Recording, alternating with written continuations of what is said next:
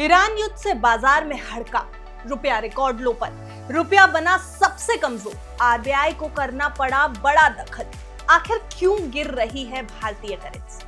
ऐसी कई हेडलाइंस आप न्यूज़पेपर्स में, न्यूज़ चैनल्स में और डिजिटल मीडिया में देख रहे हैं, सुन रहे हैं, लेकिन ये सच में हालात इतने खराब हैं कि परेशान होने की जरूरत है। चलिए इस वीडियो में थोड़ा समझने की कोशिश करते हैं कि कितनी ग्रेव सिचुएशन है, कितनी भयावह सिचुएशन है और क्या हमें और आपको सच में परेशान होना चाहिए। हेलो एंड वेलकम, आप देख रहे हैं गुड रिटर्न्स, मैं हूं आपके साथ अर्निमा त्रिवेदी। हाल ही में मिडिल ईस्ट में ईरान से जुड़ा युद्ध वैश्विक बाजारों में बड़ी हलचल पैदा कर रहा है और इसका सीधा असर भारतीय रुपए पर दिख भी रहा है।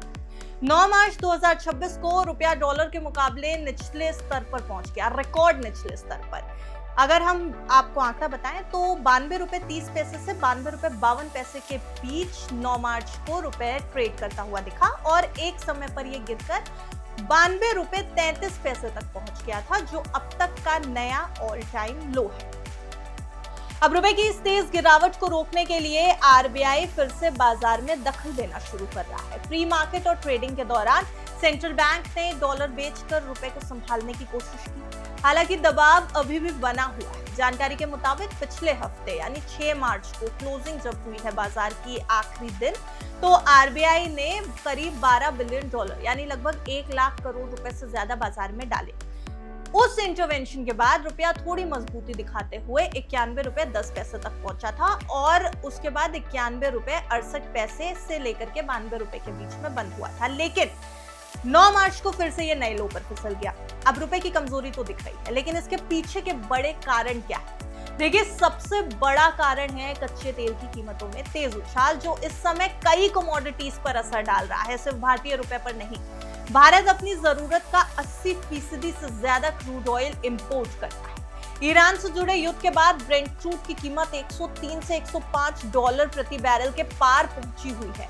ये पिछले दिन के मुकाबले करीब 12 से 13% ज्यादा है, यानी 8 मार्च के अराउंड अगर हम देखें इसका प्राइस और 9 मार्च के अराउंड का कंपेयर कर ले तो 12-13% का उछाल दिखाई देगा और पिछले एक महीने में इसमें 50% से ज्यादा की बढ़ोतरी देखी गई। अब जब तेल महंगा होता है तो भारत को ज्यादा डॉलर खर्च करने पड़ते हैं, जिससे डॉलर की मांग बढ़ जाती है और रुपया कमजोर हो जाता है। दूसरी बड़ी वजह मजबूत अमेरिकी डॉलर है। ग्लोबल अनसर्टेनिटी के माहौल में निवेशक सुरक्षित निवेश की तलाश में अमेरिकी डॉलर की ओर रुख कर रहे हैं। इसी वजह से डॉलर इंडेक्स मजबूत बना हुआ है और इमर्जिंग इकोनॉमीज की करेंसीज पर दबाव पड़ गया है।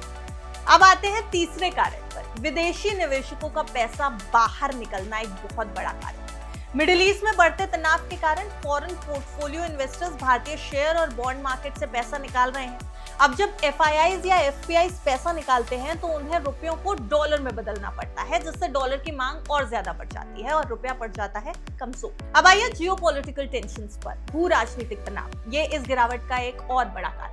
वेस्ट एशिया यानी मिडिल ईस्ट में युद्ध की जो पूरी सिचुएशन है वो काफी ग्रेव होती जा रही है, जिससे बाजारों में अनिश्चितता बढ़ी हुई है। ऐसे माहौल में निवेशक गोल्ड और अमेरिकी डॉलर जैसे सुरक्षित एसेट्स की तरफ शिफ्ट हो जाते हैं। हालांकि गोल्ड में भी काफी प्रॉफिट बुकिंग देखी गई है, लेकिन अमेरिकी डॉलर यहाँ पर मजबूत होता दिख रहा है। अब इसके अलावा भारत का ट्रेड डेफिसिट भी रुपए पर दबाव बढ़ा रहा है। जब इंपोर्ट, खास करके तेल का आयात यानी ऑयल इंपोर्ट एक्सपोर्ट से ज्यादा होता है तो देश को ज्यादा डॉलर की जरूरत पड़ती है। इससे भी रुपया कमजोर हो सकता है। अब सिर्फ भारत ही नहीं, इस समय कई इमर्जिंग इकोनॉमीज की करेंसीज भी दबाव में नजर आ रही है। इस हफ्ते साउथ अफ्रीकन रैंड 2% से ज्यादा कमजोर हुआ, मैक्सिकन पेसो करीब 1% गिरा और इंडोनेशियन रुपया भी गिरावट का सामना कर रहा है। हालांकि इस पूरी सिचुएशन में एक पॉजिटिव पहलू भी है जिसके बारे में जानना बेहद जरूरी है। जैसा कि हमने शुरुआत में आपको बताया था कि क्या सच में सिचुएशन ग्रेव है, तो देखिए फैक्टर्स बहुत है नेगेटिव, लेकिन जो एक पॉजिटिव फैक्टर है वो है फेड का रेट कट। बाजार को उम्मीद है कि अमेरिकी फेडरल रिजर्व आने वाले समय में ब्याज दरों में कटौती कर सकता है और अगर ऐसा हुआ तो डॉलर कमजोर पड़ सकता है, जिससे रुपए के साथ साथ दूसरी इमर्जिंग कंट्रीज के करेंसीज को भी राहत मिलेगी।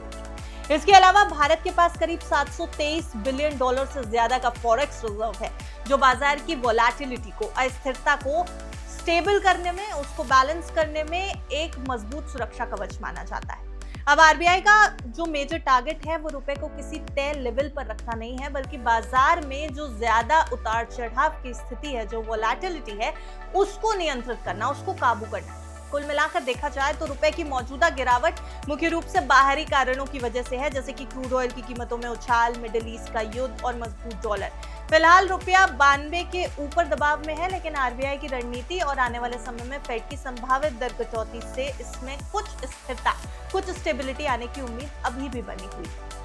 लेकिन रुपया जिस तरीके से रिएक्ट कर रहा है, कहीं ना कहीं वो टेंशन की सिचुएशन जरूर क्रिएट कर रहा है। आपको क्या लगता है, कब तक आएगी ये स्टेबिलिटी भारतीय रुपए में? हमें अपनी राय जरूर कमेंट बॉक्स में दीजिएगा। अगर आपको वीडियो अच्छा लगा हो तो लाइक और शेयर जरूर करें और गुड रिटर्न्स को फॉलो कर लीजिए हर एक अपडेट के लिए।